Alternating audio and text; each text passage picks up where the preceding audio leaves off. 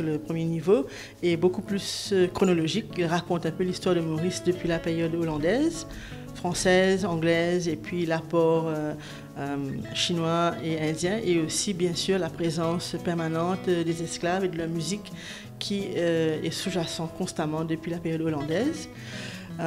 Avec un petit coucou à Francis Thomé, bien sûr, qu'on ne peut pas ignorer.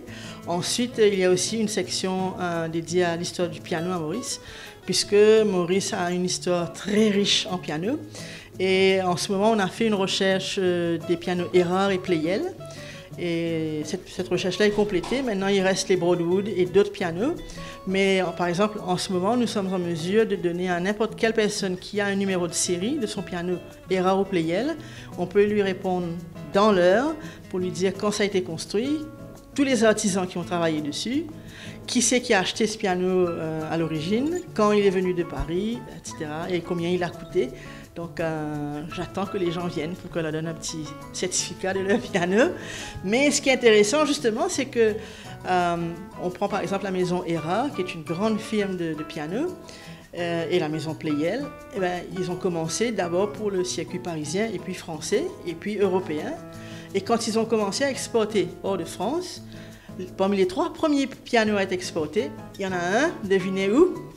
Il est venu pour l'île Maurice, bien sûr. Donc, l'île Maurice a toujours de ces surprises parce qu'il faut se rappeler qu'à l'époque, c'était vraiment, on l'appelait le petit Paris de l'océan Indien. Il y avait une vie culturelle qui était, pour la taille et pour la population, une vie assez intense. Donc, eh bien voilà, on a des pianos. J'ai répertorié plus de 800 pianos au 19e siècle, ce qui est vraiment extraordinaire quand on pense aux moyens de transport, quand on pense aux conditions climatiques, etc. Plus de pianos qu'on en achète aujourd'hui, je pense.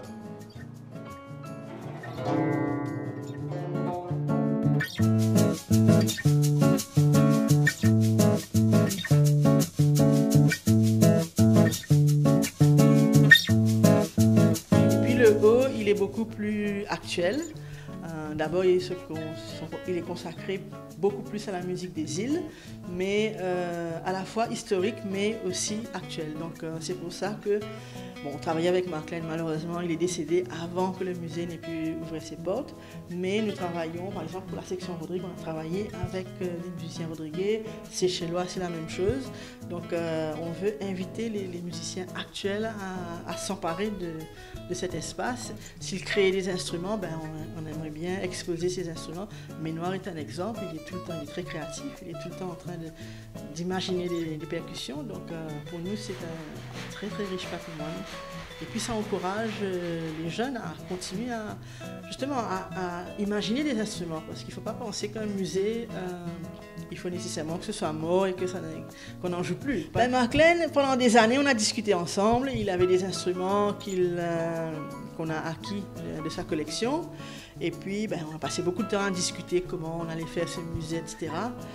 Et bon, quand on a commencé à construire, je lui ai montré l'espace. Malheureusement, il m'a quitté en chemin. C'était vraiment triste parce que c'était un aboutissement et je voulais y arriver avec lui. Mais bon, il est là. Je sais qu'il est là, donc je ne l'oublie pas. Alors, on a prévu bien sûr un petit espace où les gens peuvent jouer. On a prévu bien sûr Ravan Maravan, ça c'était évident. Nous avons aussi mis des djembés qui sont là, que les gens peuvent jouer. Mais juste en dehors de l'espace, on va installer, on n'a pas encore fini, il y aura la batterie, il y aura d'autres instruments que les gens aiment bien pouvoir toucher, manipuler. Il y a un piano qui est là, qui va perdre sa couleur noire, qui va prendre des couleurs beaucoup plus pastel, on va dire, et où les gens pourront jouer, s'asseoir, jouer librement.